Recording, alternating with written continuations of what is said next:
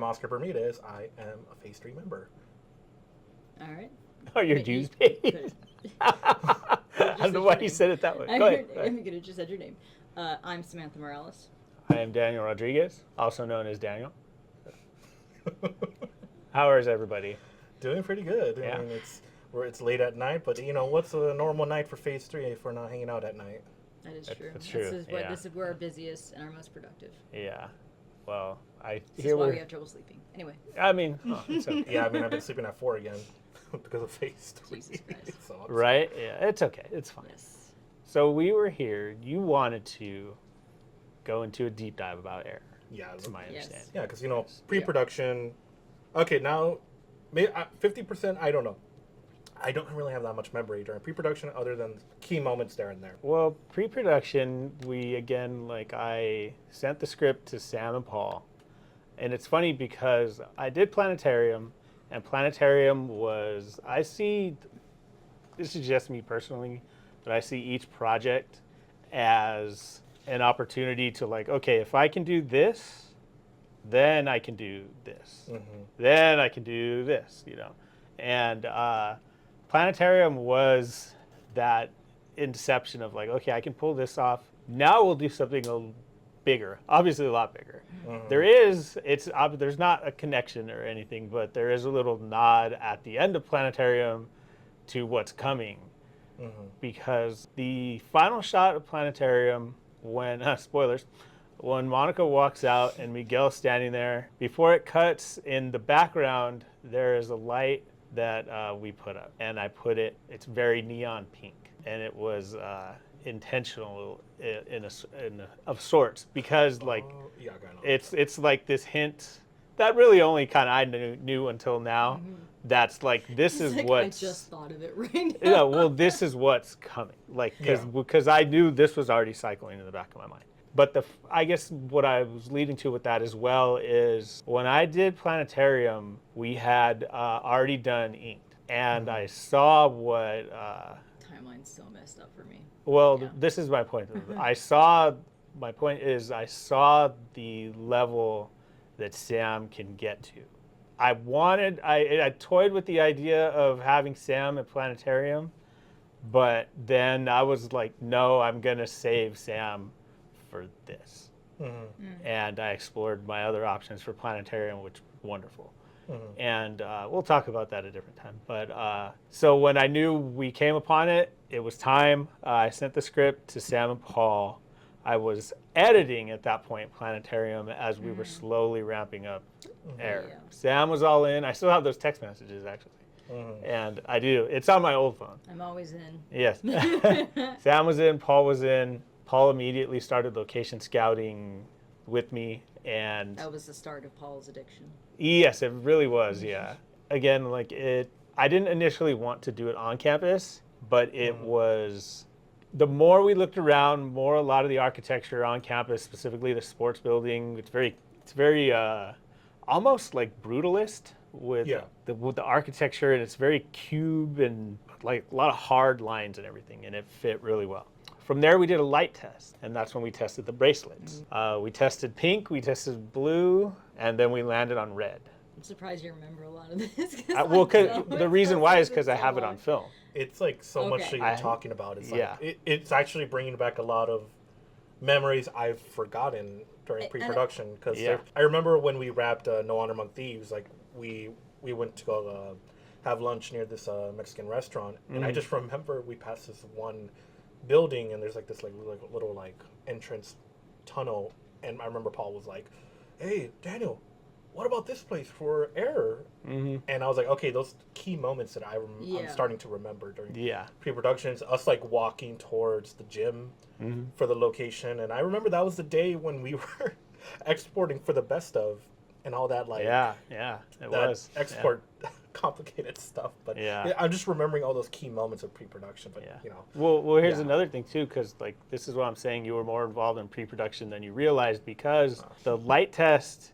You did a visual effects test with. The light test we filmed is one of the first visual effects tests he did. That was the motorcycle one, right? The motorcycle was after. After? This What was the first Sam in the room when she had that helmet and those glasses on and everything. Right. You For did those that one don't with know, that motorcycle was brought into our classroom. Yes. Right in the middle of it, and I got to ride it. Well, We did. not ride it.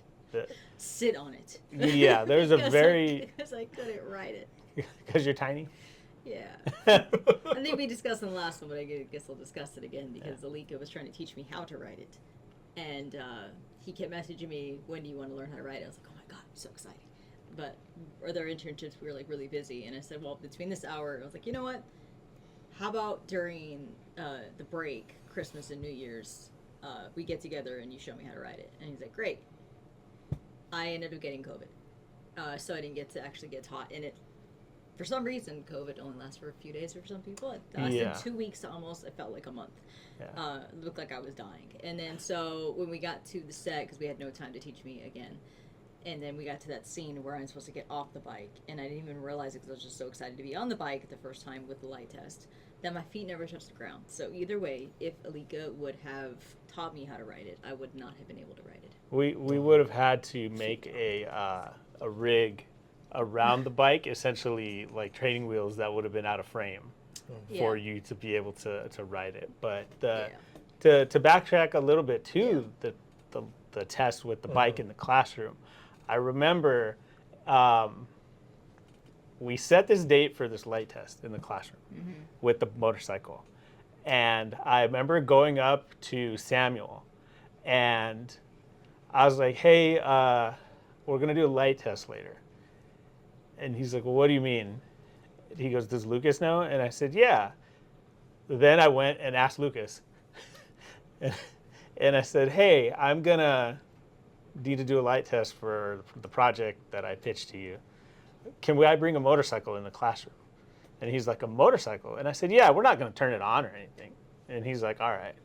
He said, that's fine. And then I went back to Samuel and said, yeah, he said it's totally fine.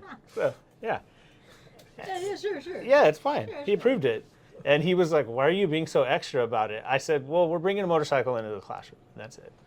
So. Extra with what? Because I wanted to bring a motorcycle. Well, I guess to be fair, you mean so bringing a extra? motorcycle into a classroom isn't always something that happens. I thought he meant like your attitude about it was like, why you being so extra? Oh, you being like, salty about it? Yeah, like Yeah, yeah, no, like, that's no, what I thought. no, Like, not that. I'm like, how? I've never seen you act extra about anything. Yeah, to be fair, I guess asking to bring a motorcycle in a classroom is a little odd. That at all was extra. Yes. Okay. But sorry for being ambitious. But... yeah. So Lika showed up. He rolled the bike in the class, and that was when Sam, like she said, got to get on the bike, and we gaffed a bunch of the lights for one of the earliest tests. And again, to point out how much more you were involved with pre-production was because that test was the bigger visual effects test that you did. And there's this incredible video that we hopefully can incorporate into this of Sam on the bike and the lights and the effects that she put around her, and it's so awesome. It looks so great. Yeah, I think it wasn't until that motorcycle part where I really started getting involved with the entire visual effects. Because even before that, like I don't have much memory of like all the meetings because it was like between you, DP, and then Hi, Paul. Yeah, just you and the DP and actress. And I just remember I was on the other side of the room. And like I could see you guys because I'm in the editing bay and you guys are in the podcast room and different podcast room. But I remember seeing in the window there was this guy who kept coming over your door because this is kind of like off the record because it's never talked about. But this guy kept opening the door. Hey, can I talk to you about my production? And then like I just see Daniel crossing his arms, be like, this is my production meeting. When was that? I do remember that happening. I'm trying to remember who it was. I don't remember who it was. I do remember that happening. Yeah. Because there was a lot happening at that point. Yeah, I think that's what I was gonna say. I think that's why you probably remember about 50% of it because with the time overlap and of course our whole, like as a team in total, like our team has not. We have a bad history with getting edits done very fast, for one. And so it took us a good long time to figure out, like, okay, we've got to get these edits done and be done with it because we kept taking too long to finish the edits. And so when that happened, when we say when would we finish it, we're like, when I finished it? I don't know. And so when they kept overlapping, it feels like to me, I'm like remembering, okay, when we filmed it, okay, but when was I done? Like it was during this time, it was during that time, and that was the semester before we started doing A Man's Due, and so all that semester there was a blur because we did so many every week, and then the feature in the day, and then a bunch of short film each week, along with her feature film throughout the whole semester. So when it comes to like the semester before that, a Planetarium and then Air, because I remember those were mixed up. Like, wait, we're in pre-production for Air, but we are also in pre-production and production, and getting ready to finish Planetarium. So that was all kind of just smashed together. Of like, oh wait, when was which? It's, I mean, what, 72 films? It's hard to find out what order each one came in, which is why I don't know how you remember. I have a document. The order, yeah, I know. I have the arc. I have all. Yeah, you have them all like when we planned them out and everything. Because I remember that moment strongly because it was way before Planetarium, way before No Honor Among Thieves, way before possibly Thank You. I don't remember, but I do remember it was way before one of those films, and I just remember because I was editing one of the program's features in the editing bay, and that's where like there was this guy who was with me, and like he kept going in their meeting 3 times, like, hey. No knock. There's no knock. He just, I could see him in the side of the room. He's like, hey, can I talk to you about my film very quick? And I just see Daniel just waiting, and then he leaves. And then 2 minutes later, oh, hey, I forgot about this. 2 minutes later, oh, and another thing. I'm like, dude, leave them alone. They're in a production meeting. Yes, I remember who it was. Yeah, you know what I remember who it was, yes. I remember his name very vividly. And he was just annoyingly wouldn't leave us alone. His name. What? I'm all like, you're gonna, okay. Anyways, let's move on. Bruce Wayne? Yes. Bruce Wayne? No, I wouldn't put the good name of Bruce Wayne on him. Dear God. Okay. So, pre-production wrapped. Yeah. With us all in the lab, all of us in the lab, and we started planning out this. Not the shot list, because that was a little later. The shot list is a story unto itself, but we started planning out what this looked like in terms of schedule. I remember that, yeah. Yeah, and the reality of how big this was going to be really sat in, because this was in our ambitious state that we always were. I remember us thinking like, oh, like 2-3 days. Did you forget your movie was majority of it at night? Yes, and it was in total 7 nights. I think so, yeah. Over 2 months. 7 days. Yeah, and then a night of pickups, which would come later. Yeah. Oh, I should also add that something I learned from Planetarium that I have taken forward with me is I hate splitting up my production days very extensively. One this week, that's fine. When it's one this week, and the other day is 4 months later, I hate it. I can't stand it. I don't know how people do it. If the feature is obviously different, but when it's a short, I need to be buried in it. I need to be immersed in it, and I'll just fight my way out of what's going on and come out. But I cannot do this like here. Okay, now I'll just forget about it, and then I have to do it like way over here. I can't do it. So when I saw the size of it, it's like, okay, we're gonna do it. But I will not carry this out for months. I can't do it. And even when we did the pickup day wasn't, you all right? Yep. Yeah, I almost fell over there. The pickup day it didn't fall within that category, and we'll get there, but it didn't fall into that category because I was already in the middle of the edit. So I knew what was going to be dropped where.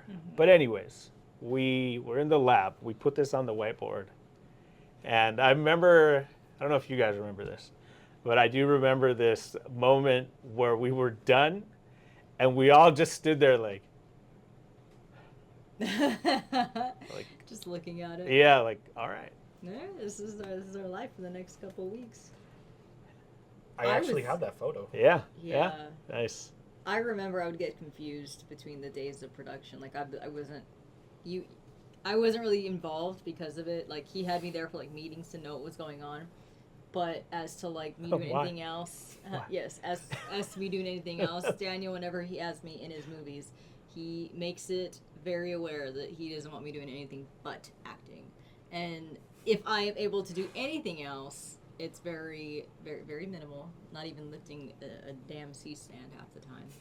I just remember you sitting in the chair, like looking at nothing. You're just spaced out. Because there was nothing for me to do. And because of that, I think that's why I like to get involved so much with it, because it lets me. Because I didn't want you doing anything else.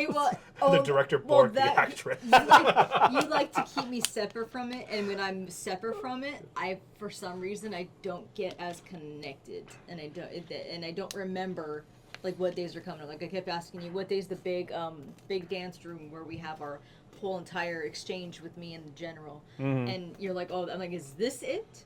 And you're like, no, like, okay. Because that was like the big scene of actually everything. That's happening. like pages of dialogue. Exactly, and that's pages and other pages of dialogue. But your next one that came up, and that's when I remember telling Kennedy about that. He's like, I saw your lines. Thank God that wasn't me. He told me, I was like, yeah, that was horrible. But because I was not as involved, not just being like, or a producer just doing sound, if I wasn't in, I was the main character in this thing. But there were times where I was not in the scene, but I still was not doing anything with it still. There was a moment where you went to get the food, and I was there sitting in there, and everyone's like, we need to get, what is the dolly? We need the dolly. Matthews Matthews yeah. dolly. We need to get the Matthews dolly. And I guess it wasn't in the checklist, and so when Samuel had said, what do you guys need from here then? I'm like, and no one knew yet. I think I was the only one not busy to answer because I wasn't doing anything, and I'm like, he's gonna kill me. I'm like, he needs to die. He needs to die. I was like, because I was the only one that remembered. Everyone was kind of like, well, I don't know. I'm gonna get this. I'm gonna get that. I'm just like, it's gonna burst out of me like an alien. Was it like one of those moments where you just like felt like you weren't allowed to speak other than you're just the actress? Or okay, I'm sorry. Hold on. Let me intervene here. She was allowed to speak. Okay, let's. I was allowed to speak. Yes. I'm not saying. Make this sound like I kept her in a room or something. Speak when you're spoken to. Actor, this is your only job. No, it was me because I did want to. Because I knew if I said something, I'm going to be like, let's go through the whole checklist and see what else he needs. I'm going to go through that. I can't somewhat get involved without completely getting involved. That's just how I am. I'm like, okay, well, if I have with this, well, what else do you need? Let me just get the whole sheet from you here so you can, I'm like, let me figure it out because it's going to bug me if it's not done. So, yeah, it was me saying what was needed, and they're like, well, when do you need it? I'm like, I don't know. I just know they need it. I don't know all the information. And then certain people were saying, well, I don't know what they need. And I'm like, well, you should know what he needs, but whatever. Anyway, but yeah, that was just a little. Yeah, we we started sending out fur forms for campus in the dance room, as you said, and everything. From there, we went to Chinatown. I wasn't there for that one. I remember. Well, you didn't want to go to Chinatown. Well, because it was last minute. I didn't know you guys were going to Chinatown. To be fair, it was last minute for all of us. Right in front of you, though. Yeah, it was very last minute. Like, we were like, should we go? And you do, I've told you in the past, you have a habit of just not, like, you just zone out. Hey, we say that's off the record, all right? No, this is off the record. This is what the show is called. Yeah. No, yeah, because I remember you guys were like, we're gonna go to Chinatown, guys. I'm like, oh man, I gotta go somewhere. Damn it! I was like, because I had to go back home and did. I was like, where'd you go? I don't remember. It was like a couple. It was like in 20. Where'd you go without your friends, huh? With my other friends. You have other friends? I'm allowed to have other friends. He said it on the record. You're not allowed to have other friends, apparently. Yeah. But yeah. Flip the chair. This podcast is over. But no, I just remember you guys were going to Chinatown last minute, and I was like, and I don't remember where I had to go, but I just remember I couldn't go. I had to go home, but I just remember seeing the stills and the pictures, and I'm like, oh my gosh, like I know where I'm going to put the hologram here, hologram there. I see the Winnie the Pooh right in the background. Yep, it's still there too. Yeah, it is. We revisited Chinatown a few months back, and Winnie the Pooh's still there. Yeah, we kind of when we went to go see our friend Shekinah over there. We were like exploring Chinatown, and we had this little like 3-minute thing where we were just recreating the famous Sam walk towards the Chinatown. Because we took Oscar on the air tour essentially since he didn't get to go. We did. Yeah, I remember because it wasn't like an argument, but both of you were like, no, that's not what I was supposed to do. No, that's what you were doing, sir. I promise you. No, that's not what I was doing. And then me and Alika are just watching behind you as you guys are arguing. Like when Miguel talked to me about him and Alika writing something for the 40 about you two being in a relationship and arguing over something, I said, this has got to happen.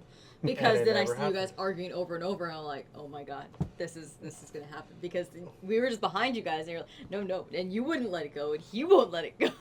As long as I didn't have to call him babe or baby, I would have been fine with it. I mean, you can have your own nickname. It's whatever the script calls for. Your own boo-boo if you wanted to. What's going on, boo-boo? Come on, boo-boo. I'll do like the Yogi Bear. What's going on? Oh, hello, boo-boo. How does the Yogi Bear do it? I don't know. Well, let's not sidebar. Let's. ADD, sorry. We get to Chinatown. We think it's going to be one thing, but it's not. It is empty. It's raining. We think it's going to be very cool. Blade Runner, shoulder to shoulder people. You know, everything, and it's. We get there, and our free extras are nowhere to be found. Yeah. Oh, was it like because it was deserted?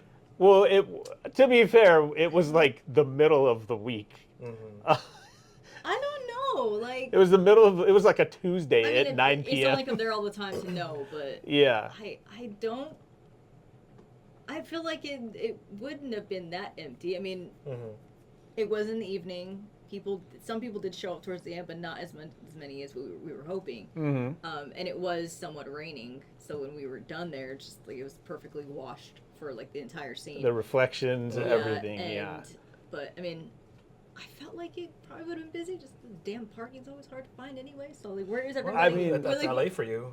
Yeah. Well, I mean, ultimately though, it ended up being the best possible thing because when we added the propaganda that. Monica doing the announcement of the propaganda of curfew and everything. Yeah. It ended up being the best possible thing because it's adding to the scene of you see people rushing to get inside to not be out after curfew, and then Sam's whole walk is in defiance. It's the whole walk of her going through, leading up to her approaching the guard tower. Is in complete defiance of what Monica and the Federation is saying, like, get your ass inside, like, you know, get inside. And she's completely blatantly defiant, breaking it. And so the whole Chinatown thing worked out so well because everything was closing. Our base camp was that little restaurant. Yeah. And I'm going to go ahead and point it out now, if people haven't pointed it out. There was a early wardrobe choice. In Sam's for mine. Yeah. Yes. For the initial was, you'll see if you look very closely, Sam is wearing a tank top. I noticed it all the time. Well, of course we notice it. But it is a blink and you miss it, that it's still in the shot and then it's gone. Yeah, it's a white shirt. And there's almost like a bustier kind of thing that goes over the shirt. So it looks like I just have like, what is it, like, bustier over shirt. Like it's I have the pinkish jacket over. And I was expecting, like, I was surprised to see the pink jacket because I thought it was like, when I read the script and I saw what he kind of envisioned for it, I saw a whole Mia Jovovich Resident Evil kind of thing. I was like, oh, this would be so awesome. And then because I'm not like that colorful person with the colors, and then I saw a pink jacket, I was like, oh. That jacket was pink? Like, oh. Well, it's red. I thought it was orange. Red, pink, it's probably more red-orange than pink. Right now. I still have it. It probably looks like that on camera, but it probably looks more pinkish or something in real life. Sam's original design, that she's referring to, it was the black pants and it was a black jacket with the hood, but it was going to be because this has only been discussed very, very minimally, but my original thought for Error was it was going to be all silhouettes. Oh. It was going to be all silhouettes, and it was going to be the color of the world around. And then you would see the bracelets pop more. The biggest reasoning behind that was because, we're college students, didn't have no money. So I was like, this will hide everything. Mm-hmm. But as everything started coming to life, as you guys know, like when everything starts coming to life, you start seeing the changes happen because of what it really is and what our reality is of whether we have a budget or not. Mm-hmm. And as these things started coming up, it is the same outfit in the sense of like the pants and the hood and everything. Yeah. The color started getting added to it. Wasn't it like, I want to say I remember it was white, but it also had some kind of pattern across it before that bustier came over. Yeah, I want to say the white shirt? Yeah. It was very like speckled. There was like there was so like a paint spatter on it or something. It was a different. And then when you guys are like, we're ditching the over part of it, and then you just have this, and he gives me this white shirt. I was like, was I seen on the other stuff? No, it'll be fine. Yeah, it's fine. Yeah. Well, because also there's a lot of Chinatown. There's a lot more Chinatown stuff that never got used. That was on the cutting room floor. Oh. And if you think about it, there's still a lot. Yeah. So why wasn't it used? Just like editing, it works, it doesn't work.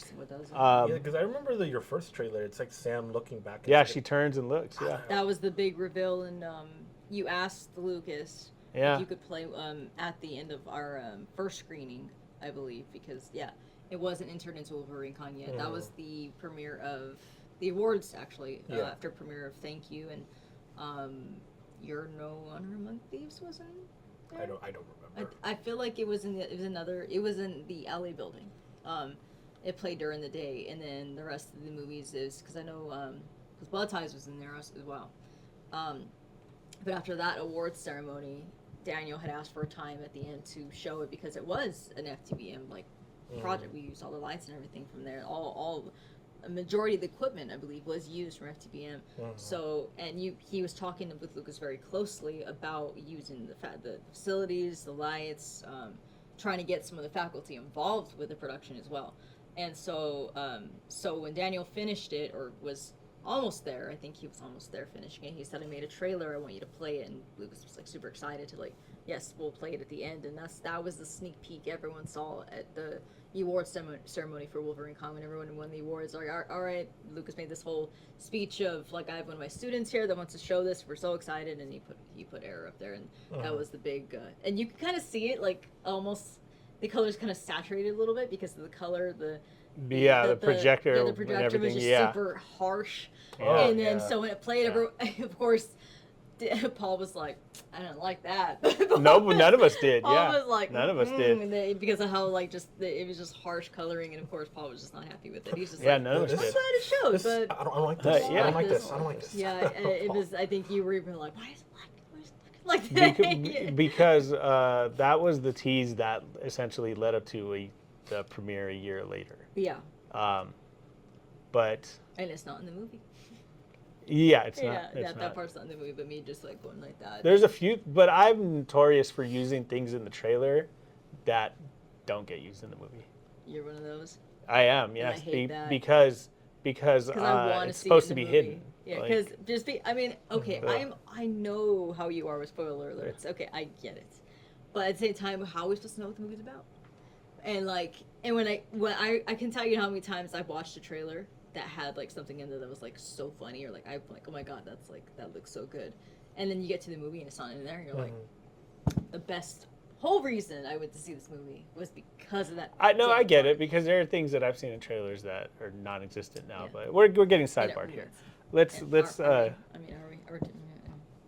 So we finished Chinatown and we came home. I know those pictures were sent on the way home. That just were blowing your mind because you didn't get to go. Chinatown was preceded the following week with Sam's walk up to the guard tower, Sam being called a piece of shit by Alika. Off scripted, by the way, too. Yeah. It was very It sounds like he wasn't supposed to call me that. Very unscripted. We did the gate, and it's funny because the gate was supposed to be this whole reveal of like the unrest of the citizens and everything. You know, we didn't have a ton of extras.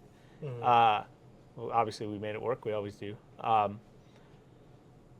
The same day, the following shoot was, I'm getting sidetracked myself. We did everything. Let me start here.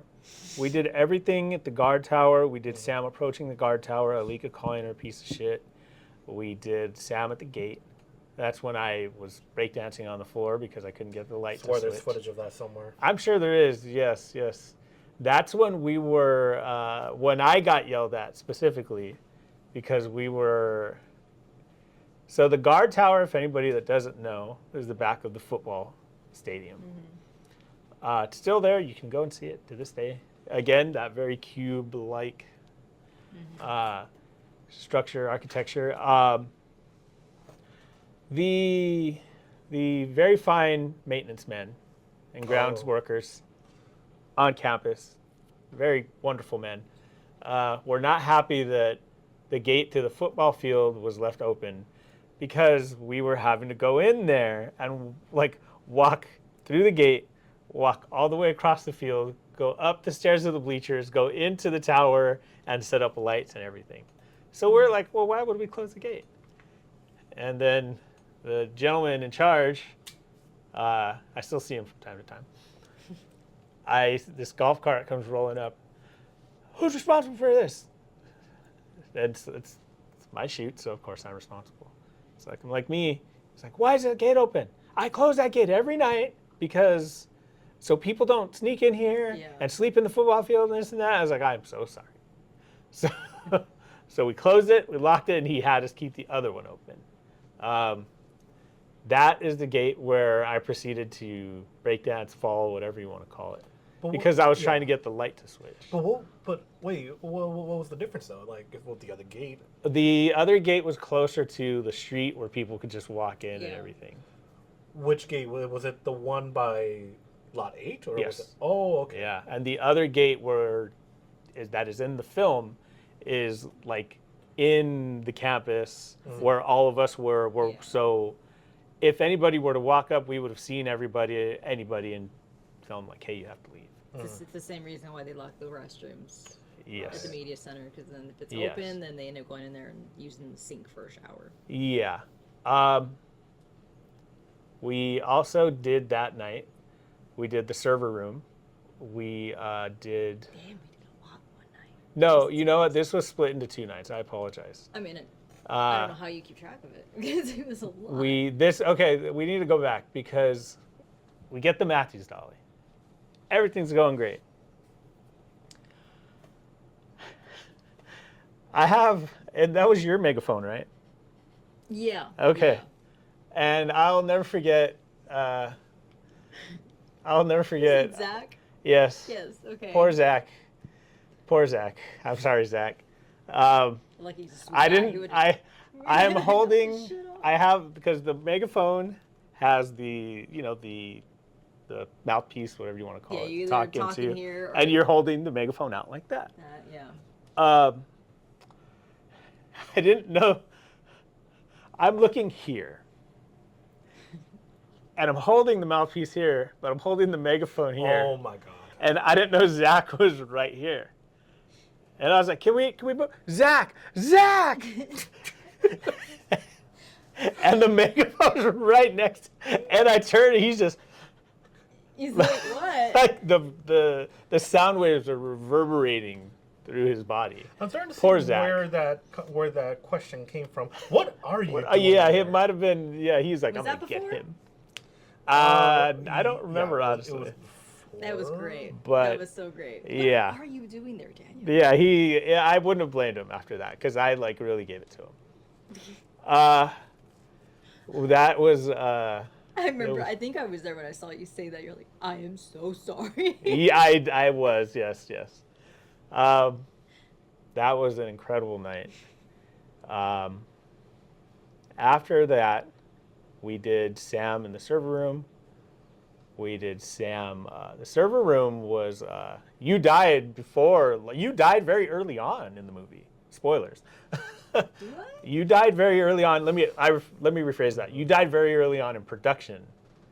Your death scene. Oh, I see what you're saying. Okay. And then we had to keep. I seen the movie. I don't know what you're talking. Yeah. Yeah. Yeah. Okay. The scene took place much earlier than it didn't. We didn't shoot in order, is what you mean? Yes, Yeah. as most filmmakers know. Yes. Don't shoot in order, people. It doesn't work that way. It very rarely works. It does not work that way. It very rarely works out. Unless you have lots of money, then you can just make it. But we made it work like we always do.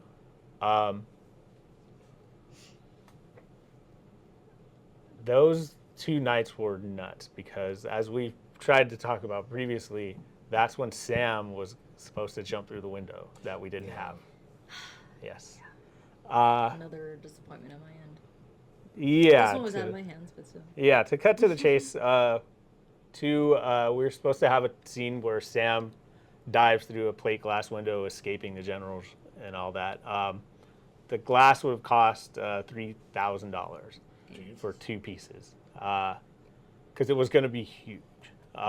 The scene, as I'm sure I've mentioned before, the scene is still there that it was supposed to be.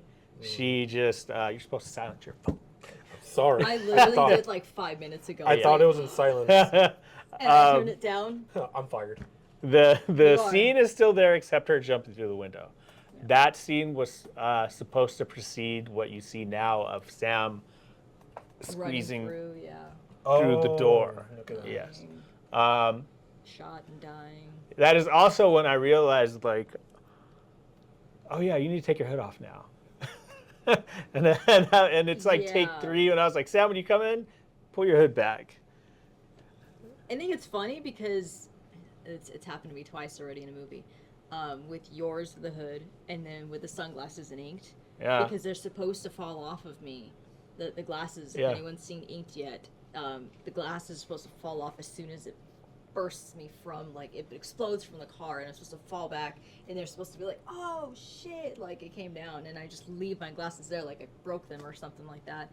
And by the time I get to Monica to see her in the car, they're supposed to be gone already, but we didn't do that, and Paul didn't say, like, all right, now they're broken and let's move on, and I didn't remember it. And so when I'm talking to her, you see it in the lens, the mirror, and then the lens, you see the cameras everywhere in the back of the reflection. And then at some point, Paul's like, we need to move your glasses. We need to find a way to move your glasses now. And so I wore them throughout the time. I was like, oh, shit, you're right. I'm supposed to lose them. My bad. And then when you said the hood, I was like, there we go again. Yeah. It all worked out. Ultimately, it all worked out. I know we're going to get there with the pickups, but that is where you put your incredible shot of Sam interacting with the hologram later. But we'll get there. You were going to say something. I don't remember. My head, like, I went like totally side, like even my mind went sidetrack. I'm like, error. Yeah. Well, here's the thing, because this, I'm going to turn this question to you. What would precede all of this? And I remember we talked about it like a lot. Was the scene that possibly, while the setting was smaller, might be bigger than the airport because it was such a huge shot, which is the general's room. The general's room is a huge scene. That was, Paul was very, hi Paul, we had conversations. We had conversations about that shot because he's gotten a lot more comfortable, and I'm very proud of him. But at the time, everything was and we all know, everything was very here. Yeah. Here. We blow out the rest, and we're very here. Yeah. And when we had the conversation and went over our shot list, I was like, this is going to be an extreme wide. And it was. And it is. You see. And there was dialogue in that extreme wide. Yeah. Poor Miguel. Yeah. Sweet Miguel. Yes. And again, it's a testament to how incredible everybody was. And for those that don't know, when it comes to a wide shot and audio, if you're not close enough, you're not going to hear the actors. So without laughs like this, you don't hear a damn thing, and you have to be pretty damn close, or just like be wide enough where you can hide them, and you don't even know that the words are not matching up with with their dialogue. Yeah. And the mouth's moving, but you're like, they're not even going to know. How wide you are. Yeah. So yeah. No, absolutely, and I remember teaching moment here. Yeah. Sorry. No, it's okay. I remember we talked about that, and. Again, Mike, I posed the question to you because I remember showing you this frame. And this was really, really where we got in depth of like, Oscar, I need you here at the monitor.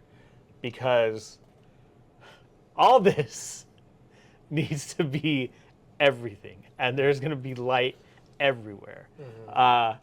When we had the puck light that the general's holding, I remember like right there, like, Oscar, what are we going to need here? Like, because I remember you even had to tell him how to position it at a certain point so there was proper tracking. So again, my question to you is, when I posed this extreme wide, because we already knew Paul was very anxious about it. Yeah. How did you feel about that? Okay, two things. Okay, one main thing.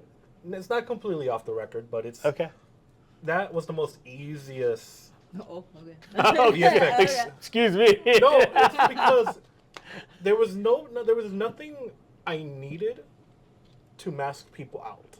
Okay. Everything could just easily been locked into this object, put the effect, use Gaussian blur depending how distant it is. It was the most easiest one out of all the visual effects I've done for that film. That was the only one that was easy. The rest was challenging. Mm-hmm. But off the record thing was like, I never mentioned this because that was the first project officially, because we had Project Refit, but that was an experimental thing. Sure. But everything that when you asked me like, so what are your thoughts of this? I completely BS'd to make myself look smart. I don't know why I knew he was going to go there. Like, I know what fake it till you make it. But I had no idea what I was doing. Hey, that BS got you an award. It did. It did. Because, like, I succeeded giving you the visual effects. And I'm there like, yeah, he knows what he's talking about. I just wanted to impress y'all, so I was like, so what do you think? So if we lock this little thing right here, the object here, and I was trying to sound like a Poindexter or something, like I was smart and stuff, and I'm like, yeah, you know, the light's gonna be there. So once I mask this and it starts tracking it and use this thing called Gaussian blur and all that, and then I'm like, he's all fancying it up. I was like using fancy words, and I was like using. I mean, they say the best liars give away too much information. Yeah, there you go. Using color range, and then using all this tracking and all that. I was trying to sound smart, and like at the end of the night, I was like, I have no idea how I'm gonna do this. He's like, what happened? I saw red. He's driving home like, oh my god. Oh my god. And then like, but then everything was like self-learned. So like once I got through the whole general's room extreme white shot, it's like that was the most easiest thing to finish. To be fair, the most of what we've learned has been self-taught. Yeah, in the moment. We've gotten the education behind it from FTVM. We've gotten all that. Like, I will never take that away from them. We've gotten that background of the education of how to get it, how to put our hands on it, how to do this and that. But when it actually comes to putting your hands on it and actually getting in the moment of it's on you now, the best way to do that is practice. And that's what these movies have done is, yes, I learned that there, but I'm not going to know shit later on unless I keep going at it and keep doing it. Yeah. And that's what we put ourselves out there to keep doing it. And we didn't know what we were doing. Yeah. No, and you're completely right. Because I used to do the same thing with audio. They're like, "Oh, is it gonna be good?" I'm like, "Yeah, sure." With visual effects, it's like, I BS'd it, like trying. Well, not the results because I did. No, yeah, of course. I gave great results. You won an award. I won an award. So, but because I pulled through at the end of it, I got you those VFX. You sure did, yeah. But the thing is, like, I always try. No, I don't do this now. I don't do this so much anymore because I got a lot of experience throughout the years of doing several projects for visual effects. But when I was still learning early on in my years for VFX, yes, I would BS it, be like, oh yeah, try to sound smart in this.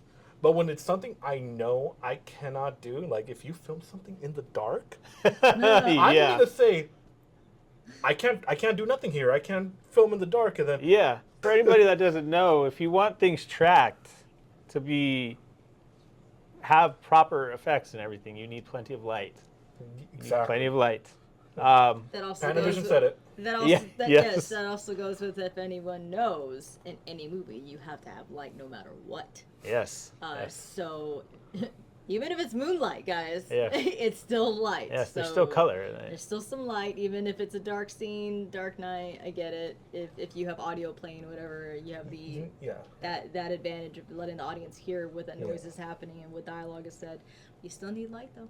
Yeah, and you shot much in the night. Then there was one visual effects where I was like, Donna will defend us on this. Yes, she will. Yes. There was one visual effects that I couldn't pull through because it was the one with the motorcycle scene in the airport, and it was like you wanted the text to be we'll get there. in there. We'll get it was there. a little it was hard to track because it was a little.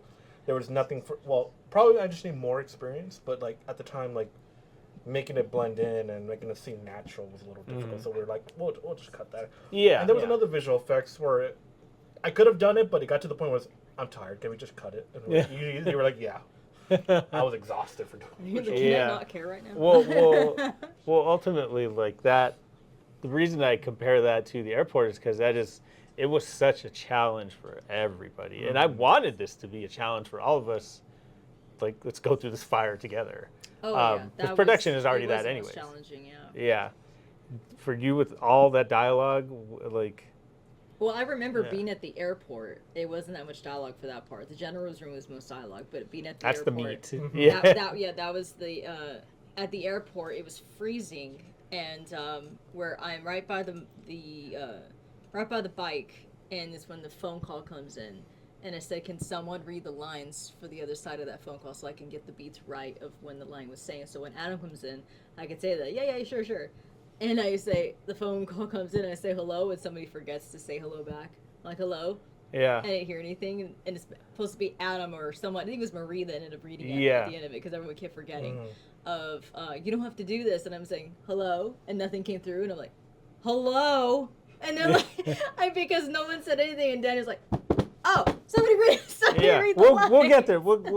Okay, hold that thought, because we finished the general's room, and there was such a scene. That was, I think, the first time any of us got Paul on camera. I don't care if he's in a mask. I got him on camera. We had Sam with all his dialogue. We had Paul with this giant shot, this giant wide shot. Those little cubes you see on the floor, I found in another part of the sports building, where there's now a sign that says "Do not move the furniture." Probably. Wait, we moved it back. I mean, we put it back, but those were happenstance. Those pillars you see in the back are tables from the FTVM department, because the space was supposed to be minimal. This war is over. It's a minimal. And it worked out so well. I remember the lights being stuck under the tables to give that glow you see across the floor. Yeah. All the lights in that scene were purchased because of this film. Thousands of dollars of lights, FTVM purchased, thankfully. And we were the first ones to get to use them. And were we? Yeah, well, because it was such a struggle to get them, because I was approved by Lucas to use these new lights, and then got this whole stress about I haven't checked these lights in, and we got the lights, and you see them, and they came through so well. Something that kind of gets a little overshadowed in this shot, and specifically this night in general, because it's a general term. Zach was camera operator, was Paul's cam op every day, every night. On this specific night, I had the good fortune of having Monet on camera, and that gets a lot of people forget about that, and she did an absolutely incredible job. I'm so thankful I got to have her for at least a night on that. Again, we still have the airport to cover, but it shows that how many people reached out and were putting themselves on this project, and I'm very, very thankful for that. And we'll do the thank yous and all that later. But I just wanted to point that out because that gets like forgotten about from time to time. We're moving on. We have moved out of the general's room. We had all these incredible nights before. We had Sam has been shot in the story at this point, quote unquote shot. I'm alive. It's okay. Yes, he is. I'm right here. Clearly, yes. I'm right here. We had our other night. Actually, you know what? The Hacker Room was the only day of production that was actually in the day. It was, yes. Because it was all inside. Paul and Maria, always kind enough to open their home to everybody for filming. The Hacker Room is Paul's garage. Paul and Brian and Marie and everybody spent the day building the garage into the Hacker Room. You see the wires. Right, the set design. Yes, set design, the monitors, everything. That's, when we had Brian and Adam, who you see, the other members of the Resistance. We see Kristen pop in. A lot of people don't know that a lot of the inserts and the shots of Adam from the back is actually Andres. What's up, Andres? Yeah. Andres is actually the soldier that crosses the camera a few times in the general's room too. But God, that's such a faint memory. I don't remember that. Yeah. Hacker Room was awesome because that's a lot of, and I know Paul loved the Hacker Room because we just got to crowd the frame and we got to be here. I like to think like the set design on the Hacker Room was really good. And, it's beautiful. I had a really great memory of like when we talked about the general's room, because not to go too much back to the general's room, but there was a very small moment where you wanted a throne chair. The conversation of like, it's like, it's a war room. I'm like, he won the war. Yeah, the war is over. It's not a war room. Yeah. If there was a war, there would be a war happening. Because she clearly states in the prologue that they won. They've taken over. See, it's always those things that you want to think about when writing a story. It's like, don't ever add something because it's cool. It's like, oh, but a war room would be cool. But it's like, will that make sense for the story? Does it serve the story? Yeah. If it's an abandoned war room, then it would make sense. But it's an active war room, or not a. I know what you meant. Room. Yes. Was it a throne room or a war room? It was his throne room because again it was minimal because and I know we're going on to the Hacker Room, but the reason the shot is so wide. The reason the shot is so wide because the rest of the time when we're on Sam, we're here. Or we're maybe a medium. We have those wides when she's walking, but it's only because it's in Defiance, like I said. The reason we're so wide is because we're showing the general, this is the world he lives in. Right. He can go wherever he wants. He can move about however he wants. When we're on Sam and this essentially prisoner of the Federation with the bracelet, we are here.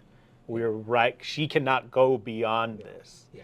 And anytime we get a little wider on her, there's the lights, there's the gun. Everything she is only allowed to go as wide as he allows, as this world allows her. Yeah, the Hacker Room, that was another day I wasn't there for. Yeah, let's go back to the Hacker Room. Yes. So the Hacker Room, I wasn't, those were probably the only 2 days I wasn't there for air. How would you say was like the cleanup was for that? Was like because I'm like it's always like one of those things where it's like, oh, you have to clean things up because I remember seeing someone's gotta clean. And you see like all that set design and like all those wires. And I know Miguel likes to clean. I know like he likes to wrap wires. And I kind of just imagine. He likes to clean. He likes to organize. He likes to lay. We love you, Miguel. Yes. I can't imagine like. But you know what? We love it. We do. We love it because we're like, damn, we can find it later. Yeah. And I can just imagine Miguel wrapping all the wires like. Yeah. Yes, very much so. Yes, we cleanup was awesome because there was a lot of people there and everybody was helping. The thing about the Hacker Room, I have one of my favorite pictures is between between breaks or between takes, whatever it was. There's a shot of me and Paul sitting in it, in the Hacker Room, and and that is like one of my favorite pictures, and because we're just like in it, and and you guys already know, and Like when you get to be in a set like that and be immersed in it, like you were in the world. Like that was, and it was so incredible. It was so great. You know, we, again, I mentioned it before, but that cool transition of the hard drive and the bracelet, and then revealing the wider shot of Sam at the desk and everything. Zach, this is a great suggestion on Zach's part. He's like, what if they did this? And it reveals it. And it's so great. And it's cool, too, because it's a wider shot, but Sam and the Resistance, Adam, Brian, Kristen, are still, they get to exist in a wider shot, but only because they're in hiding. And this is all just crouched on them. And how did you feel about sitting in that set? Because that was incredible. I watch it. It was crazy just to sit in that set. And it's, because, again, like, for me, walking onto that set was just like, oh, check out your war room, your hacker room, and I'm going in there like, okay, and like, how do I get in it? Kind of thing. There's just wires everywhere, but it does give you that feeling of like, oh, I knew what I'm doing. I know what I'm doing. I know the fuck idea what I'm doing. But no, it was crazy to see all that, to be, because it's always like, I think we were talking about this at the mixer the other day, at the IFF mixer, where Danny plays one of the extras on our film, and he says that he's gotten more involved with spending money on set design, trying to anyway, so that his actors don't have to work so hard to pretend that they're in a situation that they're in. Sure. And I said, of course, it makes it easier. And I said, but don't break your bank to do it, kind of thing. Always ask around, to help yourself out, kind of thing, because it does really help you get into that whole mindset of like, I'm doing this thing, and you guys didn't see that it wasn't actually showing anything on my end, but you see me going back and forth and see this whole break and like the whole code kind of thing that's happening. So it does make it a lot easier to get myself in that spot and just like, oh my god, I made it's it. Always I think it's something like just to remember, when you're directing your actors, is like it's kind of when you're, because you've been an actor, I've been an actor. The whole thing about being an actor is like, no matter what location you're in, if it's this grand set design, or if it's something that you want to trick through the camera and lens to think it's a different place, it's always like, what the job is being an actor, is you have to put yourself in that mindset, no matter how easy or how difficult it is. You want to make sure you picture yourself in that moment. Like, how many actors have done green screen, and it's like, you see Daisy Ridley in Star Wars saying like, this is the most green I've ever seen in the galaxy. And it's a green screen right in front of her. It's so convincing, and that's kind of, it's like, sometimes that's what set design is great, Oh, yeah. That's the thing about error, One thing that we won't say on the record, because it's still a secret, one of the locations, but the hacker room was just a garage. And it was, and it just made it look like it was like this underground facility. And all that really, the only thing you really need in a production is just a really great set design. Doesn't have to be crazy expensive. It could just be creative with it. Yeah, no, absolutely. You hit the nail right on the head. Shit at them. Like, yeah. Because it looked like that. It looked like there's cables everywhere. Like, everyone just like, you have a computer, get it over here. I can't just imagine, like, Kristen and Brian just throwing wires everywhere, like toilet paper. Toilet paper, throwing it like left and right. House. Yeah, that was probably one of our shortest days, because it was during the day. That was like complete immersion, like, because excuse me, the visual effects nature of the rest of the film is all based on like you guys asking me, what's happening here?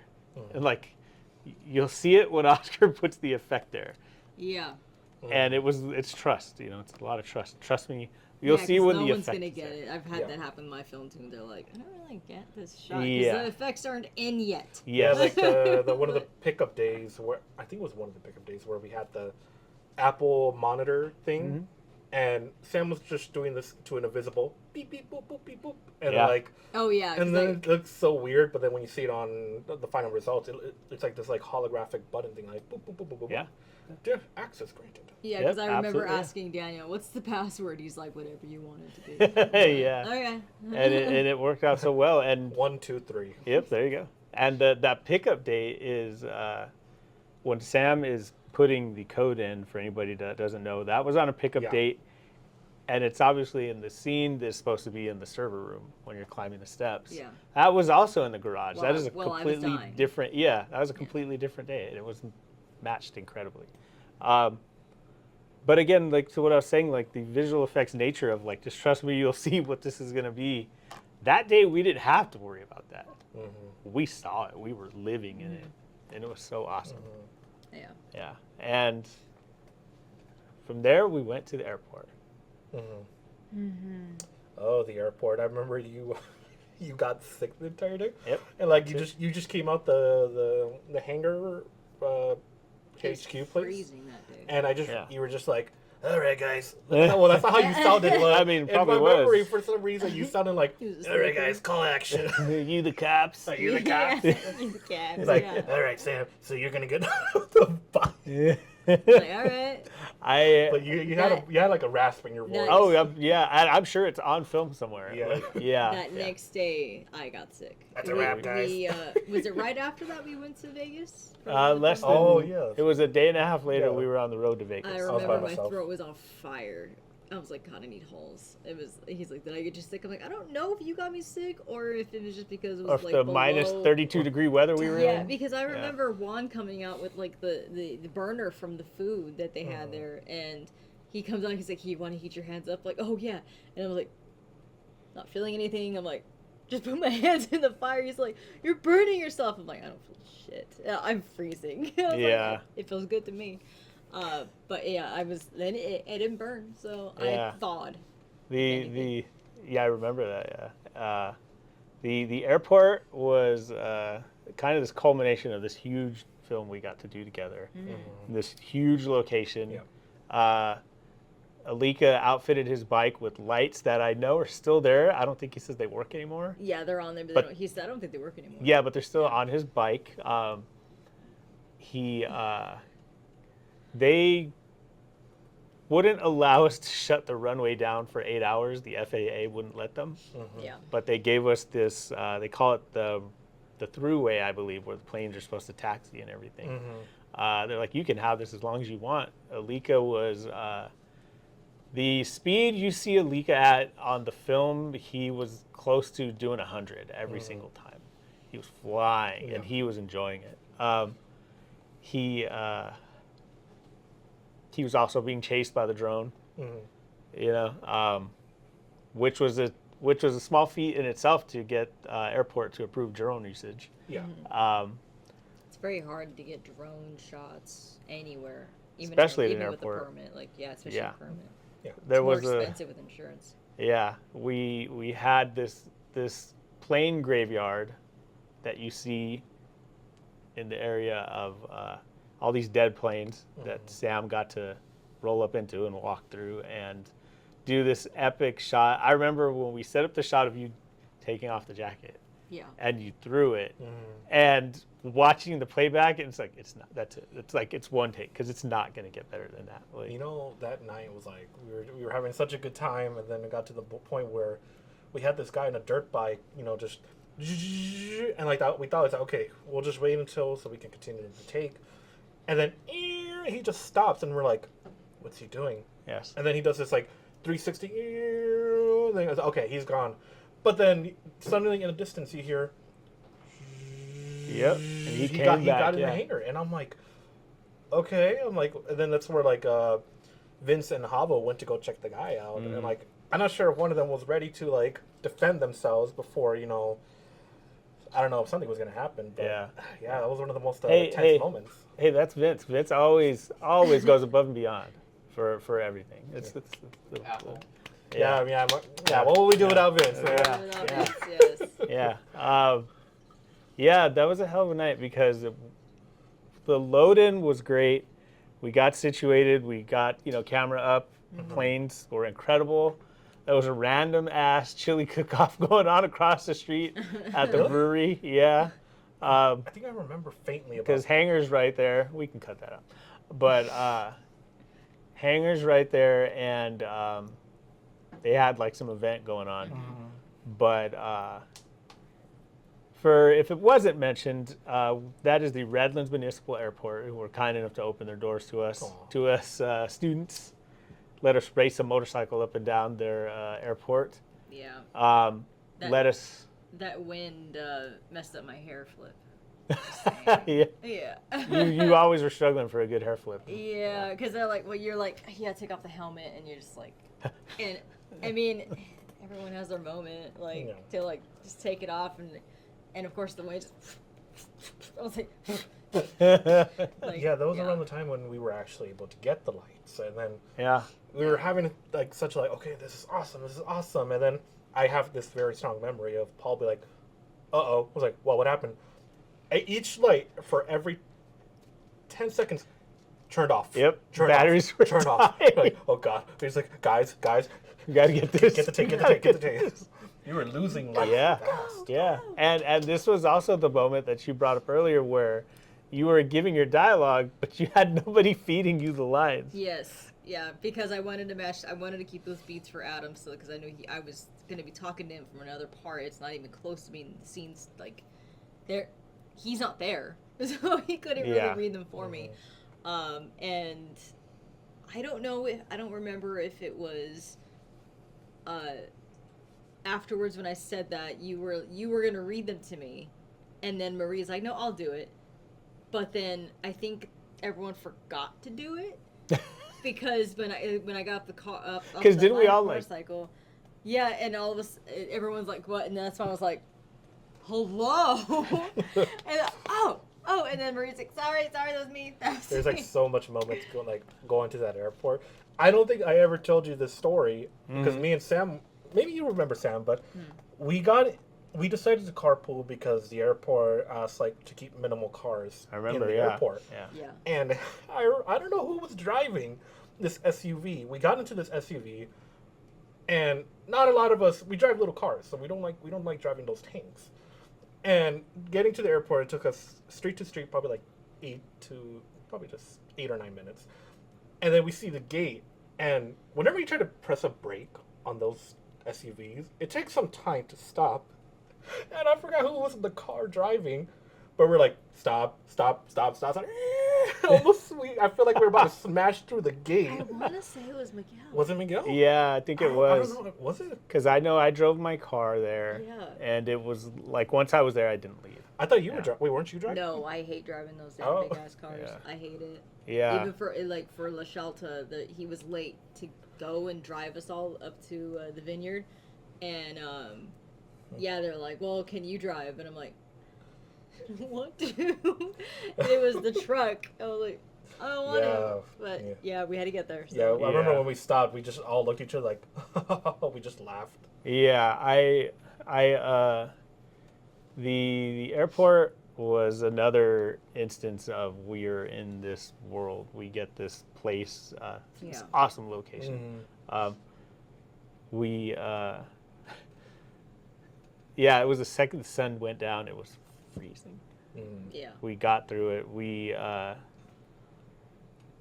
It was just such this surreal moment because you could see the surrounding area and the city and everything, like the lights just and everything. And obviously you can see it in the shot. Yeah, it was amazing. It was insane. And it was quiet out there. It was, yeah. I mean, other than the beer drinkers. But oh, yeah. But other than that, it was like complete dead silence. All you hear was the ambiance of the night and just this little when it's quiet. Yeah. And if you listen closely when you're at you're going through your dialogue and everything, if you watch the film and listen closely, you can hear the breeze moving one of the wings of the dead planes. Oh, yeah, and it's awesome. Nice. It's really awesome. And just goes to show people, all you have to do is ask if you want to film somewhere. Some people are more than happy to give you the location. Yeah, and then they were Very so welcoming to do so. Yes, very shockingly. Yeah, when people are shocked when they see that we've got not even just our first airport, because we did Full Bob as well. 3. Which, well, not 2. Well, 3 hangars, but not. Oh, you're right. No, at the school too. It's the same thing. Even in your work environment, anything they might have to offer. We had no idea that the Valley College had that to offer. We know that they had an aviation center, but we didn't know that they actually had stuff in there. It's like I can imagine, because FTVM is so hands-on with our equipment, like, well, what does Aviation Center give you? And then you get there, you're like, oh crap, you got a plane in here to actually use. You're not just theoretical like FTBM is. Your hands-on experience with that, just like FTBM is. But yeah, the fortunate we were fortunate enough to get those three hangars all together. But I think the Redlands one is probably like the biggest one. We got to like dig into, the big bite onto, How was the airport for both of you as we wrap up? Well, for me, it was a hangar. We didn't have the actual runway, but having that was like, I do have a lot of regrets because there was so much I could have explored filming No Honor Among Thieves, which was one of our early films, because there was a lot of like good. There was a helicopter. I mean, we did use the plane. That was a good part, but not to like focus too much on this film. But there was a lot of outside SUVs, like police cars. It looked like an apocalypse. And when we went back there at some point, we were like, "Oh, it's all gone," you know. But then we went to the airport in Blood Ties. Yeah, it's. I think it's because we slowly ventured out to like just the school in general. Like even with your first film, well, not your first film, I should say, the feature, the No Honor Among Thieves. That was the first time we actually at all ever tried to do a permit with, and that was when I learned as a producer to actually what it took to fill out a permit. What Lucas helped me out with the permits and the insurance, the consent, knowing what to have for those letters to even get the permits down on it. And so learning that, and then finally learning to get on Daniel's production to actually get the airport, that was something big for us to actually like, oh, look at it's not just the world of the school, we're venturing out to the world now. Like what can we get from the county, not just the actual school district, but the county, the town basically of where we live. We would wrap Air would be the final night of principal photography. Like Sam said, we would go to Vegas less than 2 days later, sick. We had a pickup day that consisted of Sam typing in the code, of the strip club, of the motorcycle scene, the close-up of Sam doing the motorcycle. And all this was due to the incredible talent in everybody and giving so much of themselves to bring this thing to life. You guys, what you did, your performance, everything you did on the film that you gave to it, your award-winning effects, everything. Monica creating the symbol on the back of the coat that would contribute to the whole division of the resistance being known as the Phoenix Division. Like that exists and gave another layer to the story because of her, because of everybody that had the trust and belief in this project to bring it to life. And that's incredible. We had this absolutely outstanding score from, if anybody doesn't know, the score was done by Casey, the general, who's in the movie. And that score lifted the movie to another level, of course. And everybody contributing to this made it what it was, made it get, the thousands of views that it has. And I am very sorry if I've forgotten to mention anybody. Yeah. It was a long time ago. And there was so been a long road. Yes. Which is why we're trying to recollect memories. Yeah. But seeing as how this episode is about Air, next episode, pretty much up to you guys. Yeah. For to know whatever you guys want us to talk about. Just like this, if you guys want us to talk about movies, anything, we can do that. Yeah. We want to hear from you. Like and subscribe, and tell us what else you guys want to comment. Everything. Just do all that. We want to do more of these, and we want to show you all the 3 years of experience that we put together to basically recognize people that we may have forgotten on this, and we can bring them all up to the next episode as well too, if we ever lose that. Yeah, just follow us on Phase 3 Films. Our handle is probably on my this shot, depending on what camera we're going to. But follow us on Phase 3 Films. You're talking about a lower third. Lower third. Is that what it's called? It is. All right, well, follow us in our lower third. You'll probably see it on this camera, that camera, or that camera. And before we finish, let's thank Vince for all that he has done. Yeah. Thank you, Let's Vince. not forget. Thank you, Vince, for everything that you do. You do so much. You stand right behind the camera. Sarah's right in front of him, clapping right in front of him. Thank you, everybody. Yes. Thank you for making Air what it was. Yes. Thank you for getting through this with us, if you didn't know. And thank you to everybody that contributed to this film. Thank you guys again. Thank you so much, Vince. Thank you. Get it. And that is Off the Record with Phase 3 Films. Catch you next time. Watch the next episode. Tell us what you want to see. And hear. God, I hate all of you.